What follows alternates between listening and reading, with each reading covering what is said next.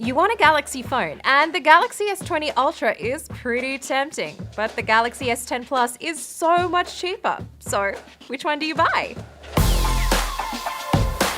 Welcome to More or Less, the show where I compare expensive tech products to their cheaper alternatives. And boy, oh boy, the Galaxy S20 Ultra is expensive. It is the most expensive gadget I have ever had on this show, starting at $1,400 in the US.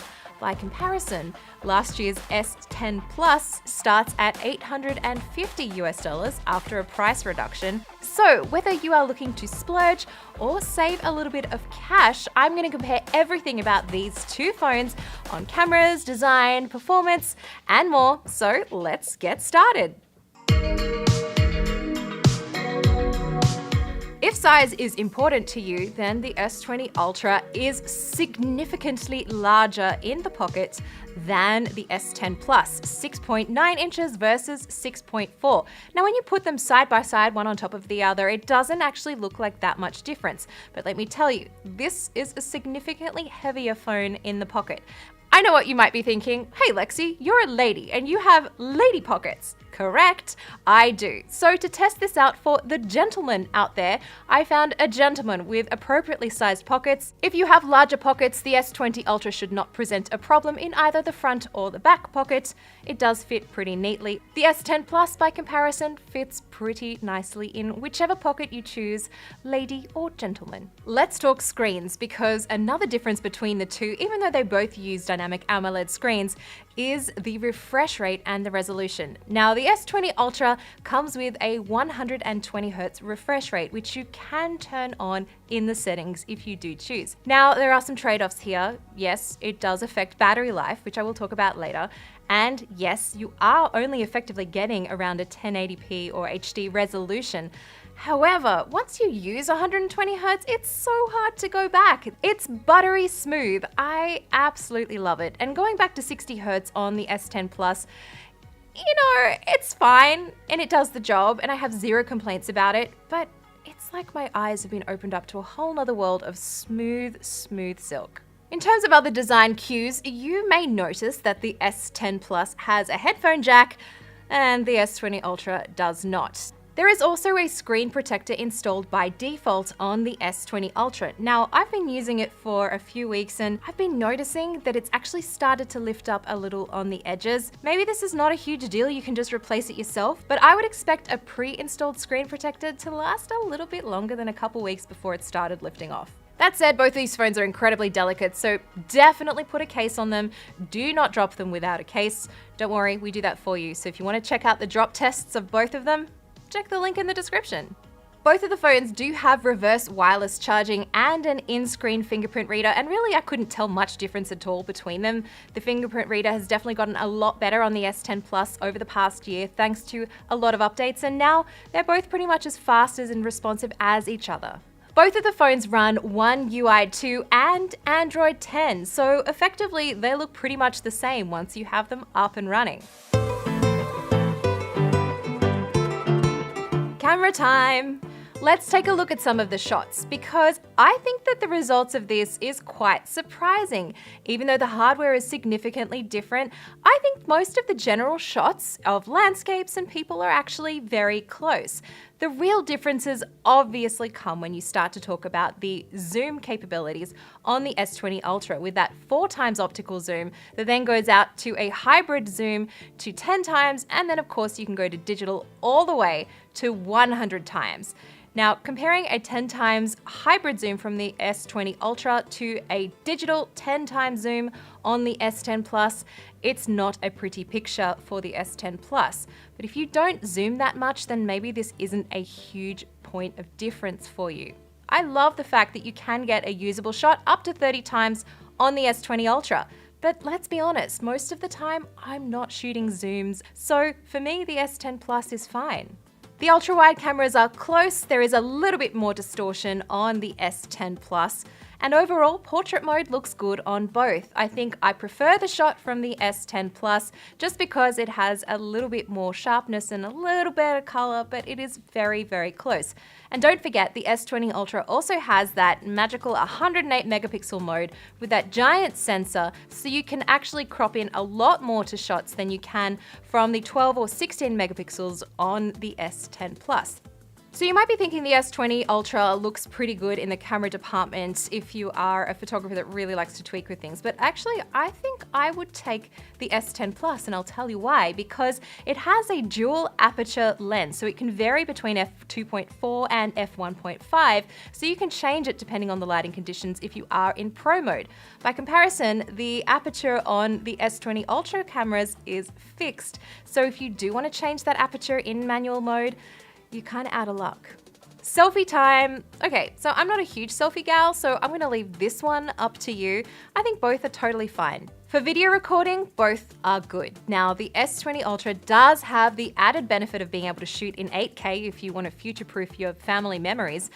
It's good to have it, but it's a huge file size. 1 minute is gonna give you around 600 megabytes of footage, and yeah, you might run out of storage before you run out of things to shoot with 8K. It's nice that it has it, but 4K on the S10 Plus is also great. The only thing that you might run into if you shoot a lot of video on the S20 Ultra is at the time of recording this video, there is a little bit of an autofocus problem with the Phase Detect AF on the S20 Ultra. It just does a lot of hunting. It just doesn't look great. So hopefully a software update will fix that, and maybe by the time you watch this, it will be resolved. Let's talk battery. There are so many factors that go into what affects battery life.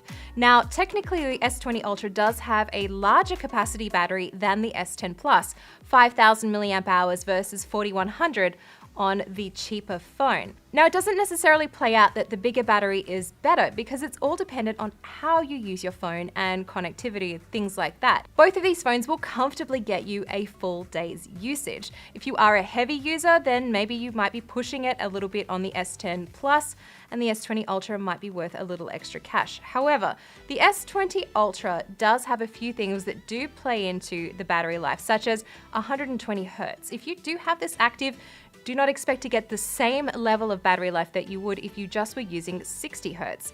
I'm not going to go into benchmarks and performance specs like that. There are plenty of other places that do it a lot better than I could. However, what I will say is that there isn't much that I could throw at either of these phones that they couldn't cope with.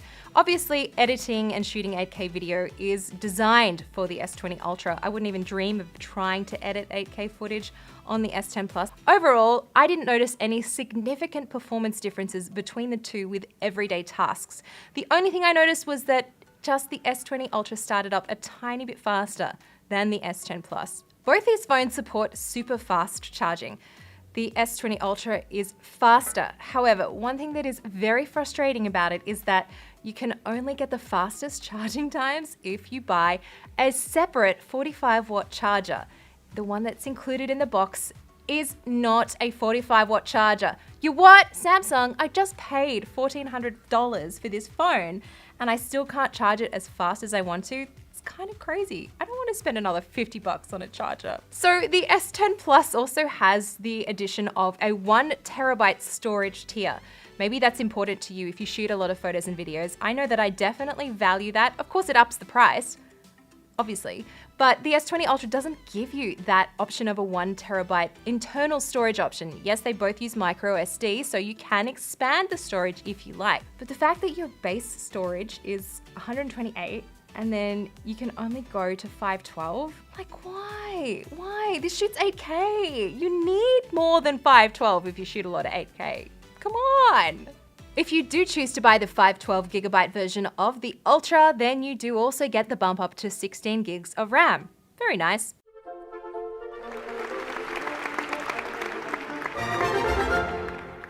To 5G or not to 5G? That is the question. Whether 'tis nobler in the mind's eye to suffer the slings and arrows of millimeter wave or, well, mid-band, or live with 4G LTE. The outrageous misfortunes of living in New York City or Los Angeles or Chicago on the south side for 5G, or suffering the sorrow of 4G LTE. The Bard couldn't have written it better himself. So I don't live in an area with 5G connectivity, so I didn't really get to experience it on the S20 Ultra. Let's check the specs. The S20 Ultra has a 6.9-inch Quad HD Plus dynamic AMOLED with a resolution of 3200 by 1440. The S10 Plus has a 6.4-inch AMOLED with a resolution of 3040 by 1440. The S20 Ultra is 220 grams, whereas the S10 Plus is 175 or 198 if you get the ceramic version. The S20 Ultra runs Qualcomm Snapdragon 865 or Exynos 990 depending on where you are in the world. The S10 Plus is the 855 or Exynos 9820. The S20 Ultra has a 5000 mAh battery, whereas the S10 Plus is 4100, and the S20 Ultra has 4 cameras, a 48 megapixel telephoto, 108 megapixel wide angle, 12 megapixel ultra wide, and a depth vision camera. The S10 Plus has a triple camera array, 12 megapixel telephoto, 12 megapixel wide angle, and 16 megapixel ultra wide. Now it comes down to the part of the show where I need to select my overall winner. So the S20 Ultra is an excellent phone on paper, and I think in practice once you start using it, it probably gets around 90 to 95% of the way there. I am a little bit let down by the camera. Yes, it is an incredible feat of engineering. I love that you can shoot at 108 megapixels, that you can shoot 8K video, but overall, I don't use zoom that much. So for me, it's not really worth the money for the extra zoom capabilities that I do get on this camera. Plus, the autofocus is not 100% there yet. Hopefully a firmware update will resolve it, and it might have fixed it by the time you see this video. I love the screen on the S20 Ultra. It's 120 Hz and it looks fantastic.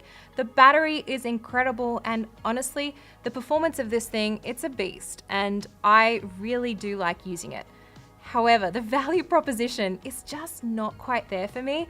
So for that reason, I am choosing the Galaxy S10 Plus. For me, it's just a little bit more comfortable to use in the hand than the giant beast of a phone that is the S20 Ultra. I get a great screen. Yeah, sure, I don't get 120 Hz, but I don't think it's worth the extra like $600 for me to upgrade to this just for 120.